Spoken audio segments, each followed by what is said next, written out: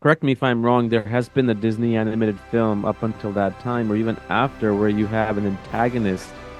He's necessarily an antagonist in the beginning, and then he becomes a protagonist. And to feel for that shift in an animation film, I don't think I've ever seen. Please tell me if I'm wrong or right here. Yeah, I can't really think of any characters that.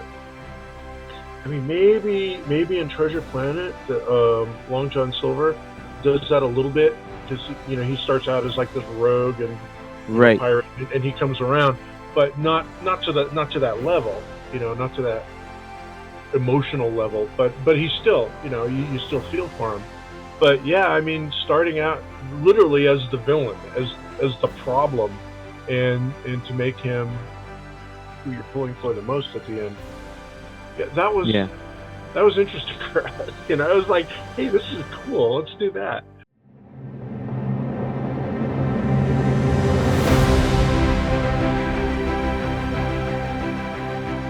I can't tell you how excited I am to talk to you. I mean, just looking at your credentials, uh, from Beauty and the Beast to Atlantis as director and so many other films that you worked on. But one thing that caught my eye the most is probably not something that's very important to you at the level that is for me. I used to watch The Brave Little Toaster a Oh, lot. okay. Uh, I know you served as a storyboard artist, I think, on that, correct? Would I that no, I be? didn't. Oh, I you didn't. I didn't? didn't work Oh, on that one. No, my partner, Kirk Wise, did. okay. IMDb suggested that you did. So, anyways, uh, IMDb can be I know. completely full of it sometimes. They've given me credit for stuff that like Land Before Time and in, stuff that I had nothing to do with. But no, Brave Little Toaster. I was one of those things that I think I had just started Disney at that time, and that was kind of going on parallel. And Kirk was like doing boards and animation on it. Right. They mixed up. Nevertheless, the titles that you have worked on have defined a lot of people's childhood, and I'm sure you've heard that before, but just want to reiterate that from my point of view. It's always a little weird to hear it. It's like, yeah, you helped shape me. It's like, oh God, I'm sorry. I think maybe or good. Oh, I mean, you look at Beauty and the Beast, right? Now, while we're talking about it, like it now, I think a lot of people kind of take it for granted. But at the time, I mean, everything that everybody talked about, obviously the story and the animation was great and everything. But from a breakthrough of technology, like the chandelier scene, I mean, that was something that was never, ever to done before of that extent. It was just so epic and so glamorous and so done properly. And, a lot of people And it talk was about toys. Yeah, go on. it was seat of the pants too. I mean, we didn't know if it was going to work. So I mean, we had a couple places in the film mapped out that we were going to try this new technology and for the like for the ballroom and the dance, it worked, and we didn't know it was. We also were trying to get it to work for when Belle's being chased through the woods by the wolves. Going to have this whole digital forest and point of view like a car chase kind of stuff, and that crashed and burned. That didn't work at all. And so when it came time to do the ballroom, we were like, well, okay, let's cross our fingers and everybody hold hands, and we had a backup plan, and hey, it worked. So we were real happy about that. Yeah, it is one of the most phenomenal scenes in cinema, not just in animation, right? And it's such a yeah, everything about that movie was just perfect. And I think Little Mermaid was obviously the very first film that kind of relaunched or rebranded Disney in a definitive way. I'm just speaking from my behalf, not as Mm-hmm, a mm-hmm. overly view.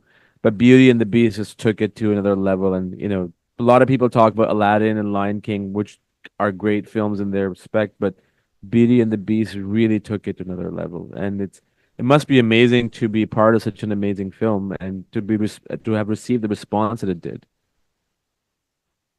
I'm sorry. That what was the last part? I had to Oh, cough. so that's okay. I was just saying it must be amazing to feel to be part of such an amazing film and the Oh yeah, response that it received. yeah. No, I mean honestly, we were just trying to make a film well, okay, to be perfectly honest, we were just trying to get it done on time. Like just like trying to meet the deadline. Um, and at the time, we didn't know what we had. We just wanted to do something that wouldn't embarrass us, and you could put it on the shelf, um, next to Alice in Wonderland and Dumbo and Sleeping Beauty and those, and it wouldn't stand out as, oh, there's that '90s crap there.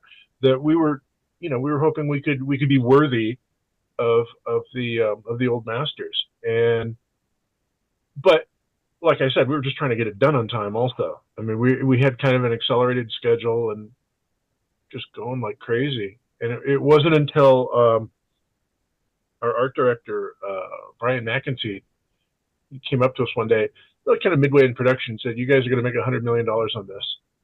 And we literally laughed at it because no animation had done that before. So, hopefully not. Little Mermaid, which was a skyrocket success, had done like 86. We thought, man, if we do that, we're doing good. So, yeah, we all crossed our fingers and we did our best, and it all came together. It sure did. How did all the journey start? I think would this be your first directorial debut, like in terms of Yeah, film, for its and what did feature all? debut, yeah. Technically, Kirk and I we had been in, at the time, what they call the development department, which is not like studio development departments today. Where you've got a, a whole department of people like reading scripts and submissions and books and things like that, and trying to figure out what to push into development. What it was at that time, it was kind of like, we called it daycare, because it was mostly artists. None of us were directors at the time. We were like story artists and visual development artists that the studio didn't have a current assignment for, but didn't want to fire yet either. So Mm. they put us in a building, and our boss, a gentleman named Charlie Fink, he would just like come in the room one day and say, "Okay, everybody, drop what you're doing. Start drawing Mickey Mouse Halloween." And that was all the direction we get. There was no script or anything like that. We just, okay, here's Goofy dressed as Frankenstein, and here's Donald carving a pumpkin. And he'd run in again and go, "All right, everybody, drop everything. We're gonna do army ants." Okay, put Goofy and Mickey and Donald away, and we'd start on this other one. And so one day he came in and said, "Okay, we've got a problem. Um, there's a theme park attraction for Epcot Center that's being done, and they have like the little pre-ride show that it was like while you're waiting in line and the monitors come on, Hmm. and it's like 4.5 minutes of animation, and it had already been farmed out to some outfit up in the Bay Area, and they had submitted a pencil test, their work in progress pencil test to our executives, and it wasn't good. It was basically, it was being driven by Metropolitan Life, who are not known for their humor or entertainment. They're insurance, so it wasn't very good. And our executive said, "Stop! What the hell are we doing? We've got people here. We've got an animation department. Why did we give this to an insurance company to do?" So we had, God, I think we turned it around. Like, we had to reconceive and re-storyboard it inside of a week. Um, we had to keep. They had already built the ride, so we had to mostly keep that. We could redesign elements of it, but the ride itself had to kind of stay the same, and the concept had to stay the same. So we just kind of juiced it up. Um, so we reboarded it, pitched it. They said, "Yeah, let's go with it," and boom, we were moving. So Kirk and I worked on that. Um, and at the time, we said, "You know what? This pre-show is not your biggest problem. The main show is like also not very good." So they shipped Kirk and I off to Florida, where we worked at the time, it was called the Studio Tour, where um, guests could literally walk through the animation building, like behind glass, and we were there working like kind of on display. And we were working for Jerry Reese, who was directing the main show. At that time, um, the pre-show, the animation part, had a problem with the director that was slated with it. Actually, another project had a problem with the director, and so our director moved over there. So we were suddenly without a director, and since we had only like 90 days to finish this thing, they said, "Kurt, Gary, you're the ones." I mean, because we knew the most about it, we'd been closest to it. They said, "Okay, let's just hope they don't screw it up," and so they put us in charge of that. So that was our first directorial debut. Mm. And we got through that, and it actually came out pretty good, and they were pretty happy with it. And Kirk and I went back to development, where we were gonna like, whoo, boy, that was something, wasn't it? Okay, let's get back to what are we doing now? Goofy of the Apes, Goofy as Tarzan. So we started drawing Goofy like swinging around the trees, and like 2 weeks later, Charlie Fink called us again into his office and said, it's like on a Monday morning. He said, "Can you guys be on a plane on Wednesday to New York? You might get to direct Beauty and the Beast." So, unknown to us, I mean, we knew that Beauty and the Beast was in production in London at that time, Right. and it had a you know a major accident. I mean, it just wasn't working out for the executives, and they said, "Well, why don't we bring on Ashman and Menken, and they can do that Little Mermaid, musical magic to Beauty and the Beast." And the London directors were like not real crazy about that idea, so they all parted. Again, leaving a project without directors. So I guess they figured that Kirk and I hadn't screwed up, and could maybe take this. And they took us on as they called us acting directors. Mm. Because they didn't quite want to trust us yet, and they were keeping a really close eye on us. But it was Kirk's job. It was like what, or his Kirk's joke, where he said, "Well, they're calling us acting directors. I suppose we should act like directors." And so that's how we kind of got into that. That's amazing. What a story. What a story. That's so cool. And how at what stage did you start? I think Jeffrey Katzenberg was involved in that production quite a Oh bit, yeah, right? yeah. Yeah. So at what stage was he involved? Right off the bat when you got to New York, like as soon as or London? What stage was what? What you guys started collaborating, not collaborating, but working with Jeffrey Katzenberg, like his involvement in the film, as in like, this is what we need to do, or just The initial trip to New York, I don't think he was on that. I mean, it was Kirk and myself and Don Hahn, the producer, then Howard mm, and Alan, Linda Wolverton, the writer, um, and then it was Chris Sanders and Brenda Chapman and Kevin Lima, who eventually would marry. I think Stu Nichols was there. Um, but yeah, they just threw us into this conference room in the Disney corporate office, like on the 50th floor, and said, "All right, go." And so Howard and Ellen were working out music, and we were just like kind of all we had to go basically was the title. We um, threw out everything that had been done in London, except for the names of the characters, and not even all the characters yet. There had been no um, characters of the clock or the candelabra or the teapot or anything like that. Those all came out of that conference room that day. So, and then when we got back to Los Angeles, then we presented it to Jeffrey Katzenberg and had meetings with him. God, it seems like every day, but it was like twice a week. He would come in, and because of his schedule, our meetings were usually at like 6 a.m., 6:30 a.m. They were just nuts, and he was famous for doing that, like coming in at the crack of dawn. It's still like not even sunrise yet, and Jeffrey's in working. Holidays, nights, he was a machine. So we had to keep up with him.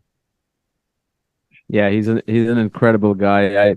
When I started this podcast 2 years ago, 2.5, like in late COVID, the very first person who I reached out to, not knowingly that I would actually get a response, was Jeffrey Katzenberg. Oh, no I, kidding.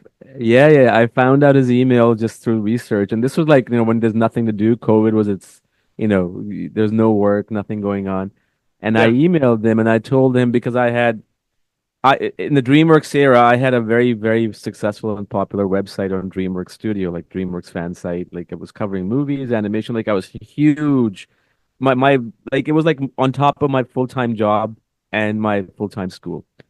And I emailed him, and he wrote me a long email in 5 minutes. I could not believe that he responded back so quickly.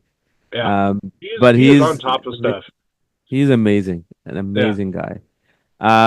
Going back to Beauty and the Beast, when I think about Beauty and the Beast, obviously the song numbers come to mind.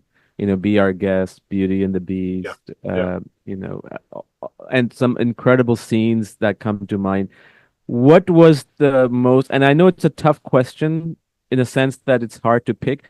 What was the sequences or song sequences, just in scenes in general, that you had the most fun with, but at this and it's something else that was very, very challenging besides the chandelier scene? Oof. Um, well, the opening number, um, Little Town, because it was so complicated and so many characters, and the choreography of her walking through the streets and interacting with people who they're all singing at once. This was new for us. I mean, this kind of Broadway musical style was really new. People, we had characters singing in Disney films before, but not to this level, where you've got a street full of people and they're all talking at once or all singing at once, and you're following, a couple people as they weave through the crowd. I mean, it was really fun, um, but it was complicated as well, and pretty much all of the song sequences, they all kind of did that to some degree, except for Something There, which was a late addition.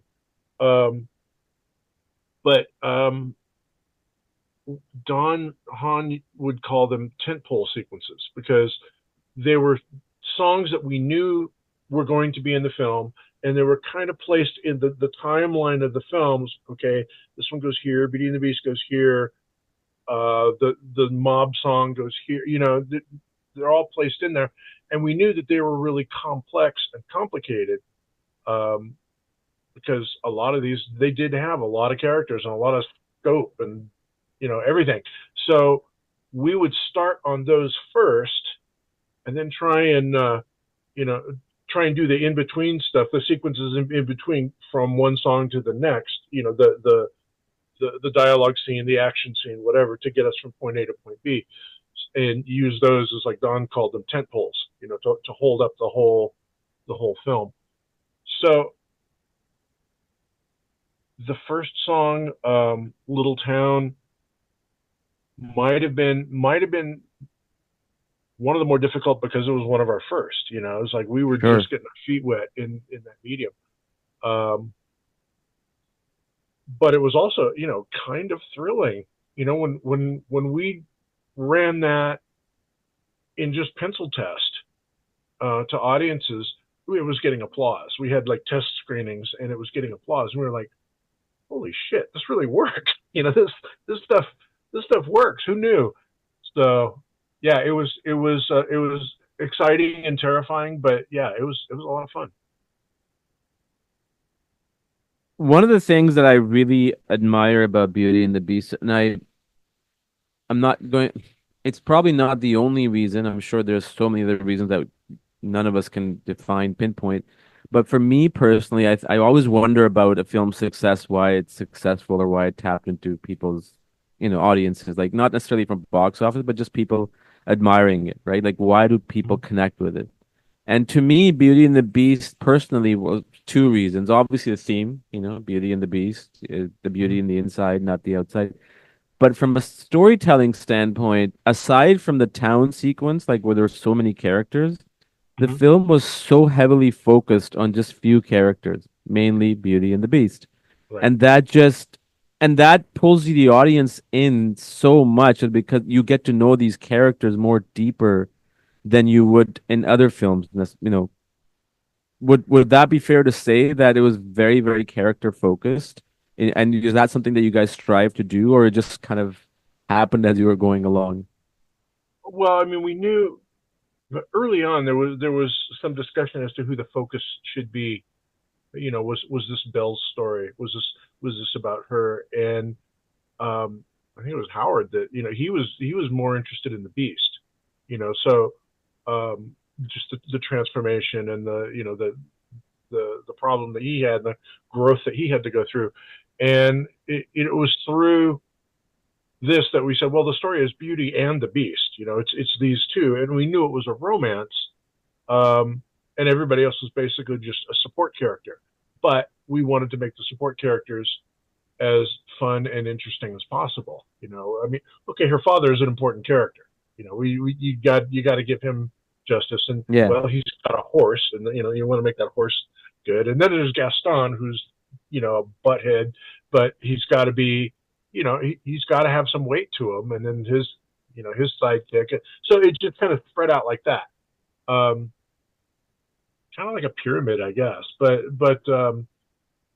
it wasn't mapped out like that. We didn't map it out like a pyramid. It's like, okay, here's these two characters, and everybody comes below them. It's like, here's the story, and the other versions of Beauty and the Beast, certainly the one that came from London, but the one from the 1940s from France, the Jean Cocteau version, um, it was more about Belle and this castle of all this kind of mystical, magical stuff. She'd walk through the hallways, and plates of food would float after her, because she was hungry, or the lights would go on as she walked down the hallway. And we said, well, that's cool looking, but it's not really fun, and that's was one of the problems with the London production, was it was not very fun. And this is what the music gave us, and we said, well, shit. I mean, there's a castle full of these objects, and they're all kind of alive. Let's just make them characters. So that's how they came along, and sometimes it was a little bit tough to like back them off. They're kind of taking over a little bit. This is Beauty and the Beast. This is not Cogsworth and Lumiere, or so there's a constant balancing act. And Uh, like Don would say, it's like mowing the lawn. You get these characters coming, and you gotta trim them back a little bit, and they grow up again. And so it was just, yeah, they yeah. equated it to, like, getting a train moving, and then just hoping it doesn't run off the tracks. You're just keeping it on track. So that's Yeah. that's what it felt like. I, it I never mean, it never felt like we had this clear vision of what it's going to be. It was always evolving and growing, and trying to jump off the tracks here and there. So it was just, yeah, let's keep this thing wrangled in. to me, it was, the supporting characters cast, like they were like the bridge that served between those two worlds, right? Like the Beast world and the Beauty world. And a comment from just in general was, and I don't know if it happened like because you get to know Beast over time, but it was amazing as an audience. You have this character who looks obviously not that good looking, like like he's a beast, he's hideous. That's the Right, whole right. angle. But you just get to know this character so well, and especially after that ballroom scene, like you start feeling for him, and that to portray in animation. I'm not an animator by any, like I don't even know how to draw, but is not an easy task to do. So I just wanted to say that that's a remarkable thing to pull off from your standpoint, Kirk's standpoint, and your entire team. Well, I mean, and that's script and story as well, because I mean, certainly Disney had been doing, getting emotional responses from non-human characters. It's like the history of Disney, basically. So that, honestly, when we first got the Beast, he was more human looking. He was more human proportioned, and a little more kind of ape like than what we ended up with. And we said, "This, come on, guys, this is animation. We got to push this. Let's use the medium to its fullest extent, and really make him something that you couldn't do at that time anyway. You couldn't make a costume of this. You couldn't do. There was there was no digital characters back then, per se. So um, that's where we wanted to push it. And But at the same, for sorry, us, go that was on. part of the job. It was like, yeah, okay, we'll make. and it was one of the more interesting things as well. It's like he kind of starts out as the villain and turns into the hero. That's what I was gonna say because I don't think it. I mean, correct me if I'm wrong. There has been a Disney animated film up until that time, or even after, where you have an antagonist. He's necessarily an antagonist in the beginning, and then he becomes a protagonist. And to feel for that shift in an animation film, I don't think I've ever seen. Please tell me if I'm wrong or right here. That's what I meant. Like it's just you don't see that in animation film. Yeah. Um,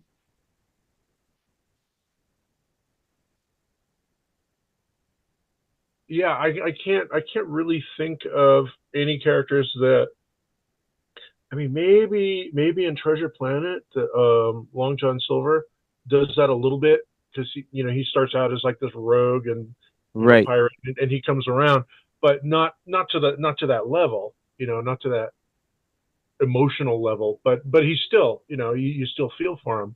But yeah, I mean, starting out literally as the villain, as the problem, and to make him who you're pulling for the most at the end.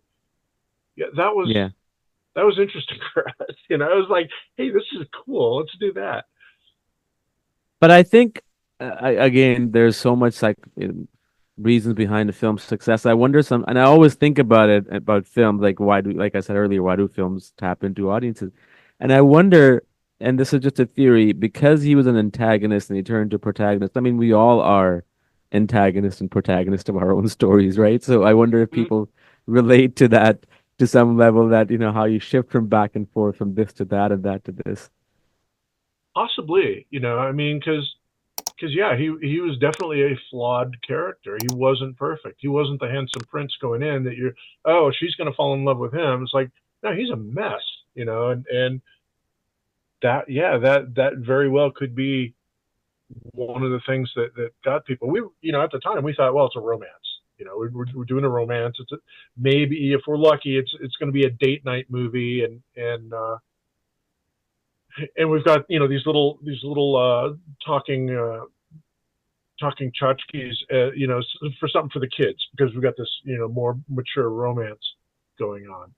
Turns out we were exactly wrong, when we did um, the test screenings and the audience response cards, and when we asked people, okay, who did you like the most? Who were your favorite characters?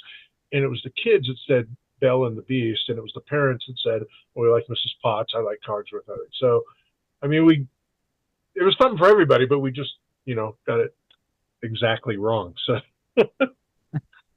That is so cool. No, it was a perfect balance, and it was good. It was entertaining for kids. I mean, I saw it. I wasn't really a kid, but I was still like a teenager.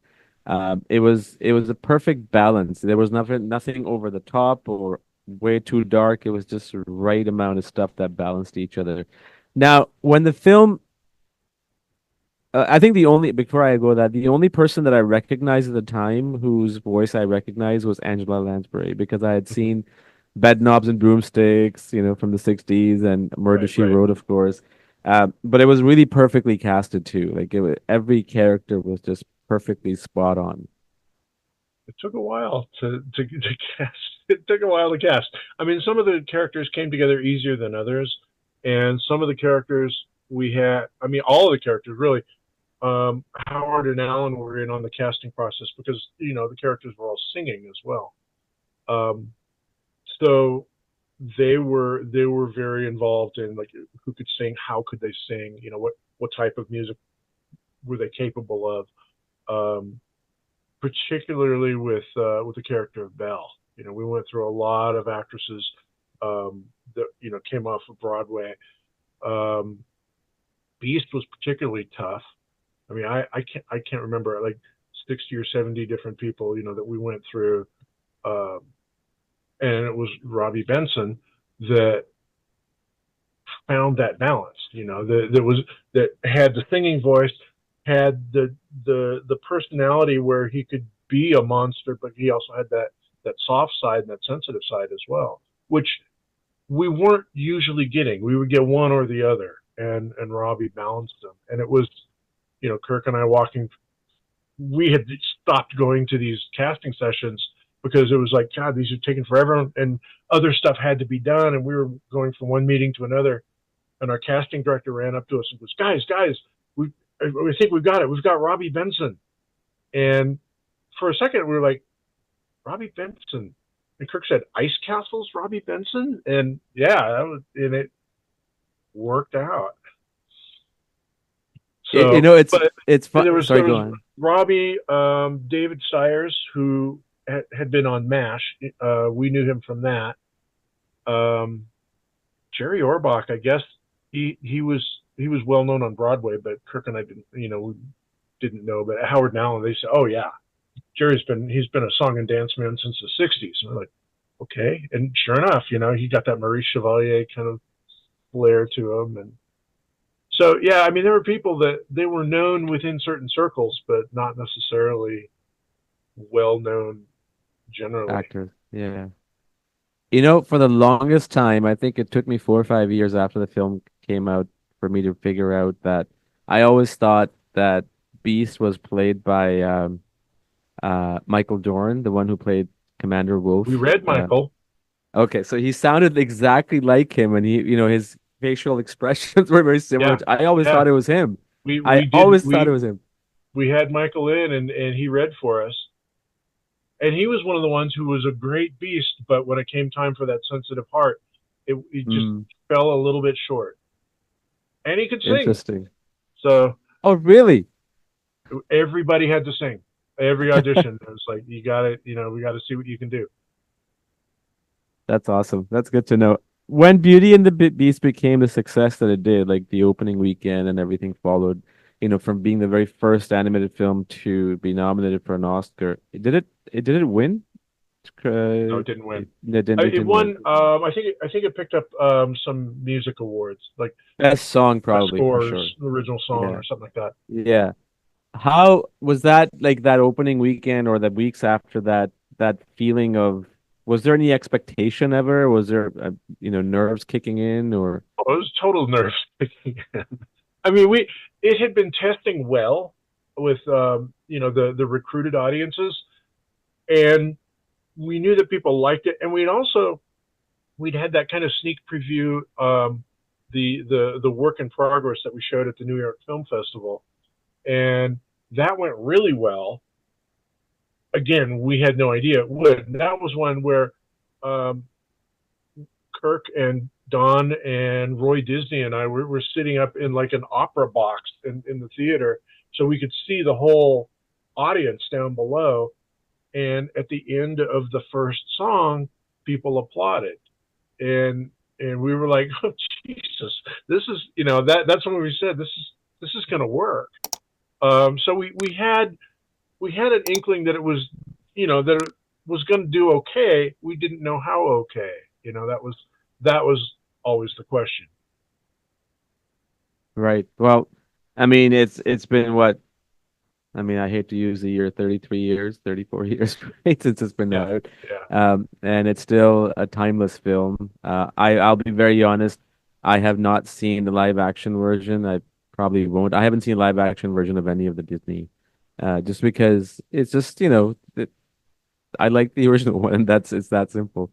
Yeah, I Um, mean, people ask me, what do you think of it? And I say it's fine. They made choices that I wouldn't have made. Don he was a executive producer on that, and Kirk and I were not consulted at all. But mm, Don managed to get us into the premiere of that, and he got us a special thanks screen credit at the end, mostly because somebody said, well, they should because they used your film as previs.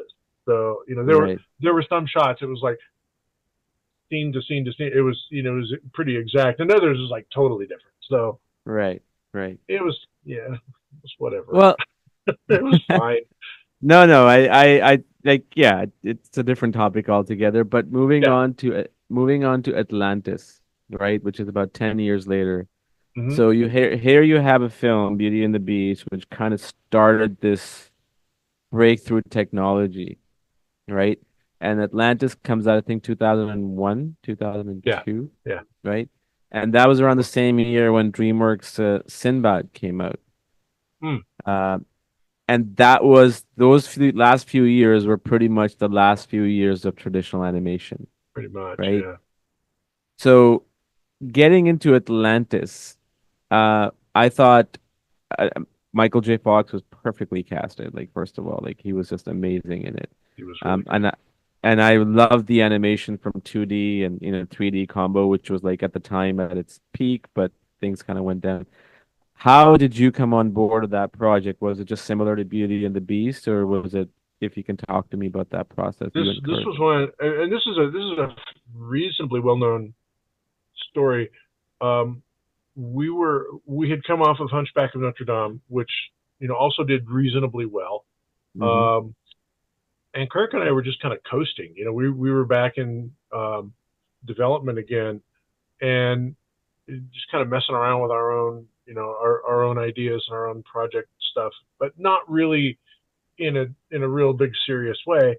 And Don came to us and said, "Look, you guys, if we want to keep this team together, which a lot of them we had since Beauty and the Beast, every production, they pull the team apart and they go, you go here and you go here. So you never keep the same team, but you can keep some of the core team together."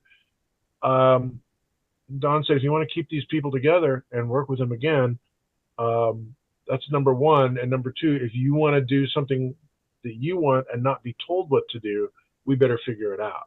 If you want to make a movie and not have it, shoved on you, like, okay, now we're going to do another musical, this time with birds and butterflies and whatever, you're going to have to figure it out. So we got together, um, Don and Kirk and Tab Murphy, our screenwriter, and myself, and we all went out to lunch at it was this Mexican restaurant in Burbank. Um, and I think we spent like the next 6 hours there. It was a really long lunch, um, which involved lots of just like kicking around ideas. Like, okay, what do we want to do? What we knew it kind of at that time we didn't want to do another musical, not because we were sick of musicals, but because we thought possibly the public is getting a little tired of it. It's like Right, everything since Little Mermaid had been a Broadway musical formula, and they were all good, but you're starting to see the pattern, you're starting to see the framework underneath, and no matter how fun the characters were, it's like it's they're starting to feel a little bit the same, and this is not to say that these are bad films, but we wanted to do something a little different.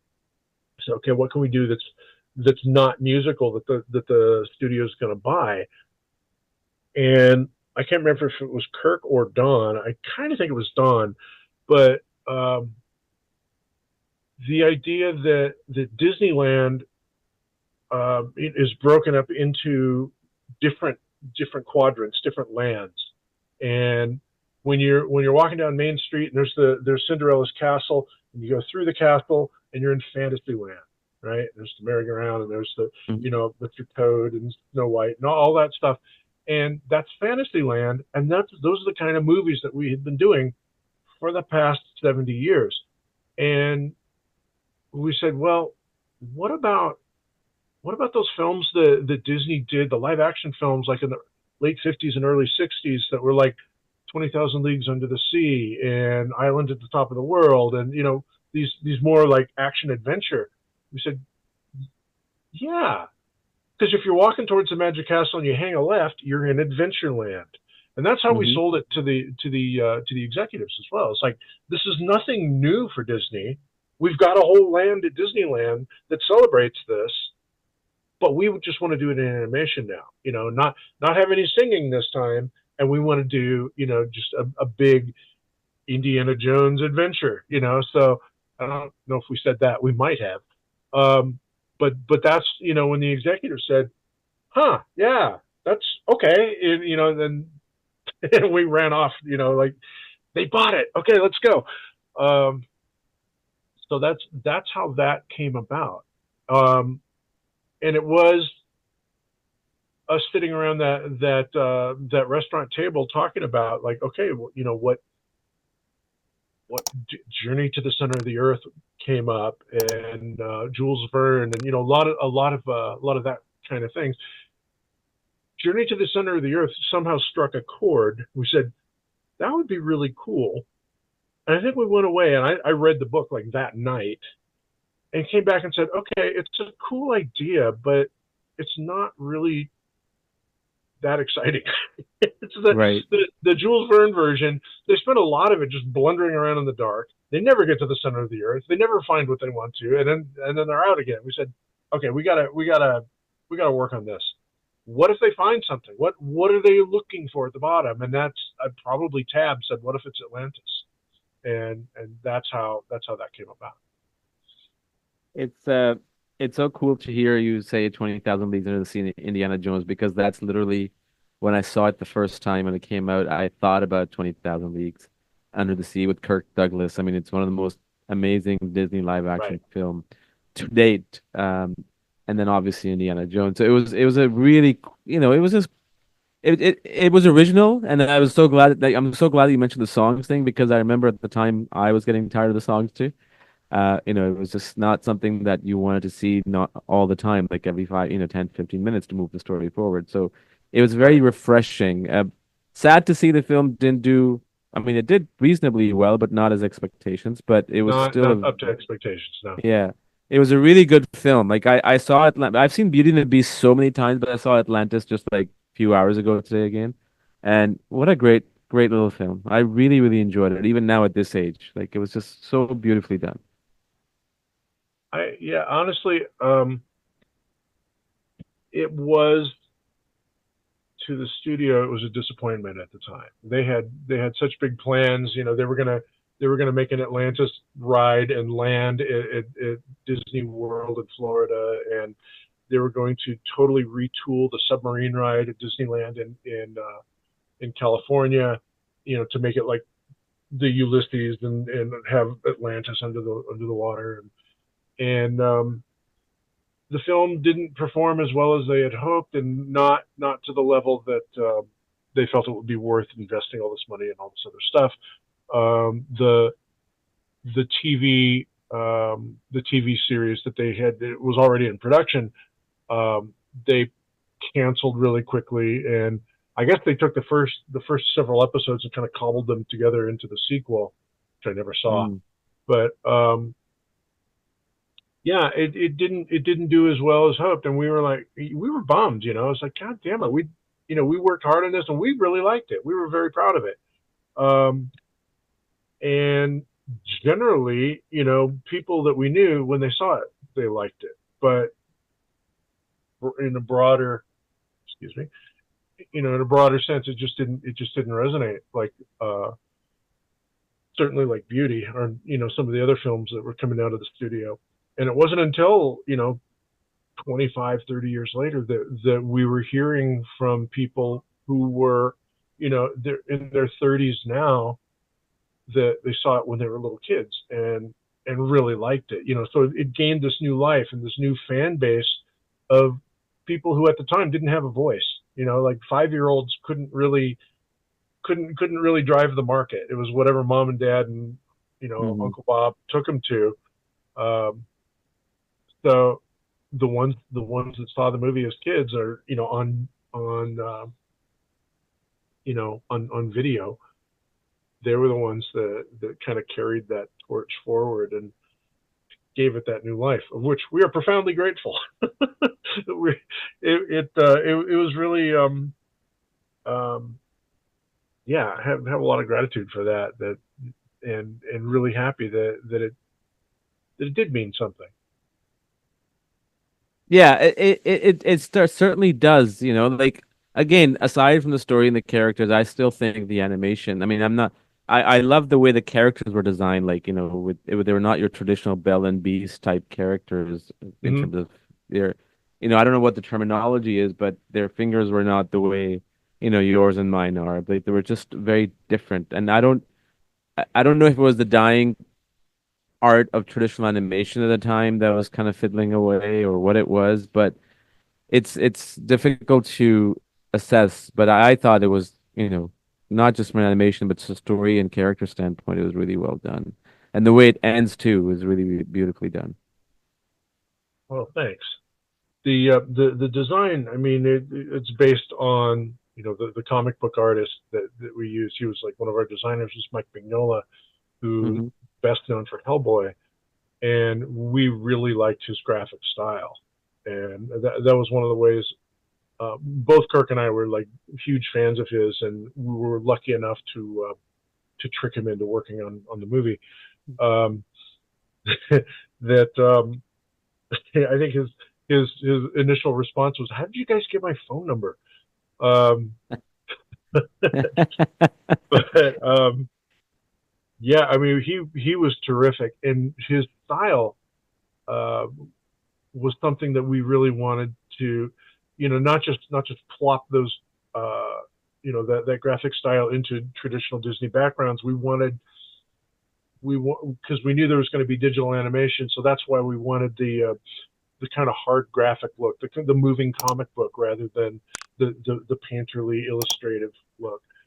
Um, so Mike really drove a lot of that style, and then Dave Getz, our art director, he just went with it, and found ways of having shapes, turn with gradations of color rather than blended colors.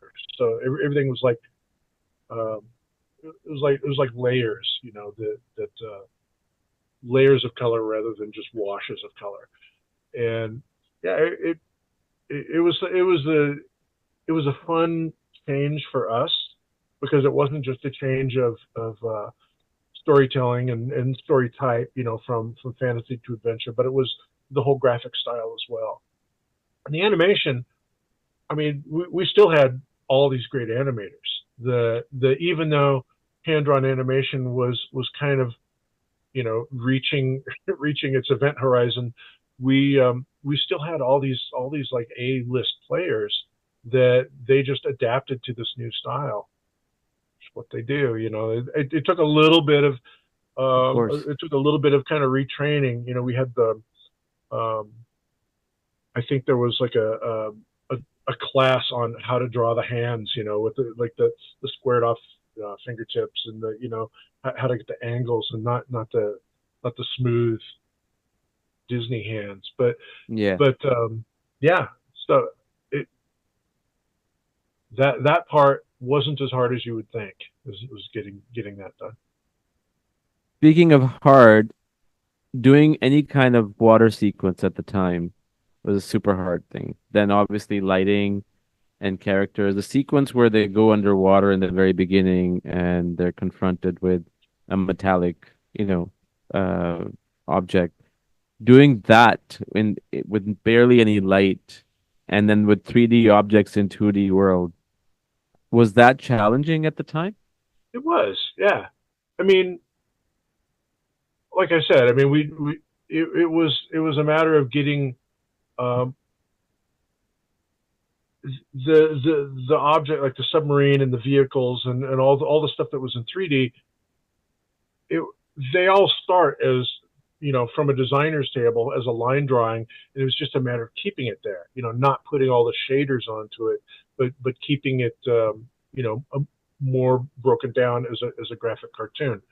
Um, and then the movement, I mean, we knew our traditional animators could match it, with the characters, Right. and so it was just a matter of putting together, I guess. You say it as if it was such a simple thing to do, and I'm sure No, it it wasn't at wasn't. the It time. wasn't. I mean, it was. There was a lot of trial and error. Yeah, Um, I bet. but we had, I mean, our designer, like our vehicle designers and our prop designers, were also top notch. I mean, they came from the live action world, and had done like great action adventure films before. So this was, to them, this was like kind of second nature. It's like, all right, we're in this time period, and with this kind of aesthetic that we're working towards. And then it was a matter of like breaking those designs down into more graphic shapes and less, rounded, curved, and so. Right, right. Yeah, I mean, How it wasn't easy. If I make it I'm sound sure it easy, wasn't. it wasn't. We just had a lot of really good people working on it. So Yeah. How was it? Was Michael J. Fox, aka Marty McFly, was he always the first choice, or was it difficult to get him on board? What was he that might have process been the like? first choice. I mean, um, honestly, I can't remember any other actors that came to mind. And um, we asked him, and he had been up for like another film as well, and he wasn't sure which one to take. And I think it was his son that said, "No, do this one." So we have his son to thank for talking Michael into coming on our project. But he was, yeah, I think he was like right off the bat. We said he's the one. Other characters, um, I think Mrs. Packard was an easy one when we got Florence Stanley, because we had heard her in um, some other like some TV and some other movies. We said, oh, she's got to be the one. Um, James Garner, I mean, his role, we read a number of different people, and when he came in, thank God he did. It was like, oh yeah, him. He's the one. But we had Lloyd Bridges come in for Mr. Whitmore, but Hmm. he was he was kind of slowing down at the time and passed away, before we really could get anything recorded. So that's why we went with John Mahoney. Um, yeah, I mean, it was a little different than earlier processes like Hunchback of Notre Dame or Beauty and the Beast, where we read just like everybody we could find. This one we had more people in mind. We did that a little bit on Hunchback with like character of Esmeralda. It's like we said, yeah, it's like a Demi Moore type, and that's when Jeffrey Katzenberg said, "Idiots, don't get a Demi Moore type, get Demi Moore." And we went, "Oh, really? We can do that?" So that's the point when we realized we could ask actors, if they were interested. We didn't have to like read everybody and get somebody that kind of sounded like them. We had permission to go after the big names. So I mean that's why we went after Michael J. Fox, because we Right. we we were basically given permission. You don't have to get somebody that sounds like him. You can ask him. You're allowed.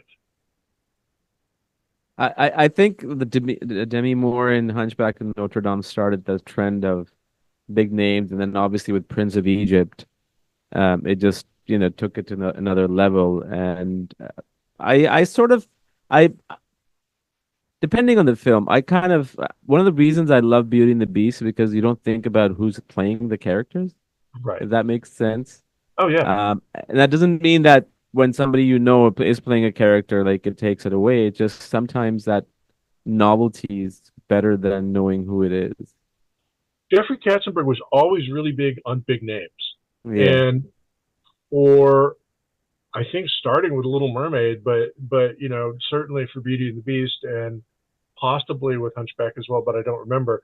He kept pushing Tom Cruise and Julia Roberts. These are the ones you want. These are the people you want, and we had to go through every time and kind of prove that, okay, these are not the best voices for this character. We would cut voices, we would cut voice tracks from existing movies against against picture, and so you could see that voice coming out of that character, and it almost never worked, but we had to keep reproving this.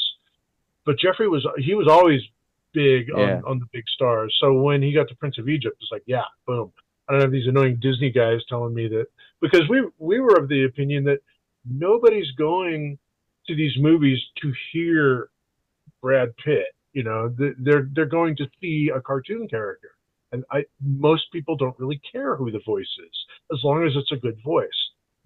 Um, Having said that, the live action Beauty and the Beast, the voice cast really saved some of those characters, because some of Mm. the characters just didn't look that good, but the vocal performance was really good, and honestly, I forgave it. I forgot that I was looking at a really ugly digital design, and I was listening to you know to whoever. So No, like for example, Michael J. Fox in Atlantis, like you can't tell, at least I had forgotten that it was Michael J. Fox when I saw it this morning. And it uh took me, and then I went to IMDb, I'm like, it sounds familiar. And then it like, okay, huh. you know. So I think in that sense, the same thing with Prince of Egypt, I think it was really heavily casted, but to me, I don't think any of the actors sounded like they normally do in their daily routine. So that was great too. But it's give and take, like depending on the situation, right? So Yeah. yeah. Um, what's going on with you now? Are you working on Um, anything? I'm kind of working on independent stuff, with smaller studios. The industry is not in the best shape at the moment. Mm-hmm. So, the big studios with layoffs and smaller studios kind of struggling.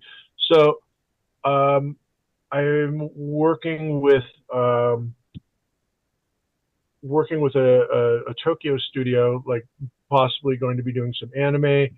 I'm working with a studio in Dallas that's doing like um, it started out as a Christmas like special, feature length Christmas special, and then it was determined that this might actually make a good series. The people, kids particularly, they don't care if they're watching a Christmas special in June, because it's still fun. They like Christmas Mm-hmm. all the time anyway. So we started doing, and it's like in like early production right now. Another series that is like in the early, like trying to get funding stages from a place up in the Bay Area. So I mean, there's little things all over the place that I'm like kind of do some writing here and some drawing there, and you're just waiting for something to hit big. It's kind of a trickle right now. We're just waiting for Right. somebody to pull that finger out of the dam. And Yeah, no, I resonate with that because I'm in that same stage of funding in the Bay Area for a project. So yeah, it's I completely get that, and I it's a know the different. industry is Yeah, yeah, I mean, the industry is in a different place right now. yeah, I was it talking to a is. guy who said that's how it is now. I mean, when you're working in this industry, it's like about 50% of the time is you're not making film. You're not making the film. You're trying to get money for the film. So, which is that's a different thing. It's like I'm in It's Congress or something. It's like yeah, making all that. it's an art that when you learn it, it's good to have, but it takes time to learn it. Yeah. For creative people, it's a little bit different, but you just get better at it by the day. But I was looking at IMDb again. It probably is wrong. Did you serve as a storyboard artist on Wild Robot? Robot, On the which one one? that's kind of Wild Robot? No. Okay. IMDb is all over the place. I don't know what's going on with I got to check them it. out and see what else they got me doing. Yeah. Listen, Gary, this has been phenomenal. I really appreciate your time. I I would be up for many more conversations than any of the projects that you worked. If you're interested, it would Sure. be a pleasure to have you. You know Simon Wells probably, right? Yeah. Yeah. Yeah, yeah. I've had him so many times. We've talked about so many different projects. I've even had Brenda Chapman for He's Prince of Egypt. okay. Yeah. Simon's a great. He's a great storyteller. Well, he doesn't think he is, but I but know, I think he which is is. probably one of the things that makes him good. Yeah, yeah, he's really great, and he's a wonderful human being, really fun to talk to and easy to talk to, Yeah. and just like yourself. So, yeah, could love to continue talking. We'll stay in touch, and maybe we can talk about something in the near future. Is there any particular title that you would love to talk about? Any preferences? Because IMDb is It's all your show, wrong, so so I don't know what to which movies you worked on now that IMDb is wrong like four times. I just let's see. Movies. Well, I mean, I did boards on. I did boards on Little Mermaid. I did boards on Oliver and Company. I worked a little bit on Hercules. Um, okay. I did. effect. I started in special effects on the Black Cauldron. Um, Okay, I remember that.